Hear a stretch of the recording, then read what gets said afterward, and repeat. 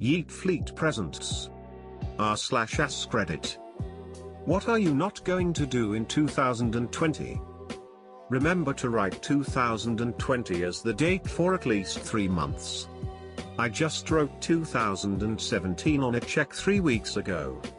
I wrote 2012 I don't know why like a few weeks ago too on a student's paper lol. I dated a paper for work less than 2 weeks ago as 2012. I wrote 2001 on a notebook. I wasn't even born then. Continue to refuse validation as a human being who has accomplished more than they think they are worth. I'm making it not a resolution, but just a general goal, to learn to genuinely love myself more. I'm hoping that I'll beat a significant margin of depression by learning to do this. I don't know how much Ops Post will grow, but I'd appreciate tips from people who were in the same rut. I'm in the same rut. It takes a conscious effort to stifle those unproductive thoughts. As an exercise, give yourself a pat on the back and an honest compliment, no backhand. Comment here so I know you're doing it. I'm happy that yesterday, I showered on purpose for the second time in a month, rather than wait till it feels gross. I also tried asking someone out, and while I kick myself for going about 25% nice guy about her dating someone since we met, I'm still happier for her than I am miserable for me.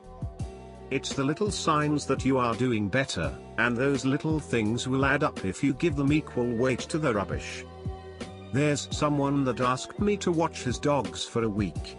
The night before he was supposed to fly home, he told me he was actually taking a 2.5-week vacation. Not doing him any more favors in 2020, and beyond. I had a friend who tried this too. Was always taking advantage of people. I was watching his cat and his dog for a week while he was on vacation with his girlfriend. They sent me a Facebook message 4 days and saying that they would actually be staying 2 weeks. I responded as politely as I could, while pissed, and basically said, "That's great, I am happy for you. Just let me know who will be coming to pick up your pets at the end of this week." They responded confused as I had told them I could watch them. So I responded again saying yes, I did, for 1 week. Unfortunately I will be out of town next week and cannot continue watching them. They came home at the end of the week. They were terrible pet owners and I am not convinced they were even staying on vacation. I think they just wanted an extra week off with no pets when they got home. Wow, that's awful. Do you know why they had pets then if it doesn't even seem like they want them? He was desperate because he had been single for too long, so when she came into his life he was willing to do anything for her.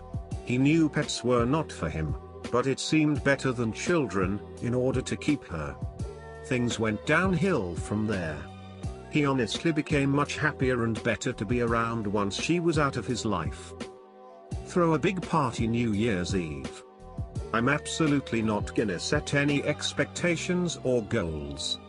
In 2019 I was supposed to find a decent job after quitting the worst job I ever had. I was supposed to buy a house or rent an apartment to go live with my boyfriend, and I was supposed to get at least somewhere in life.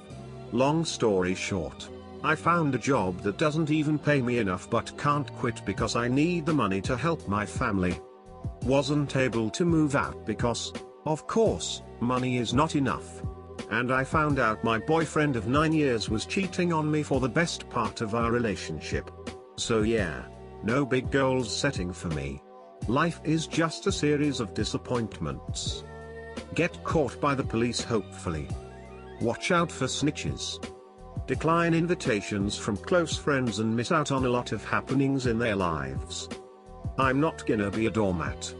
I've solved that puzzle with lots of relationship and I have some more personal growing to do.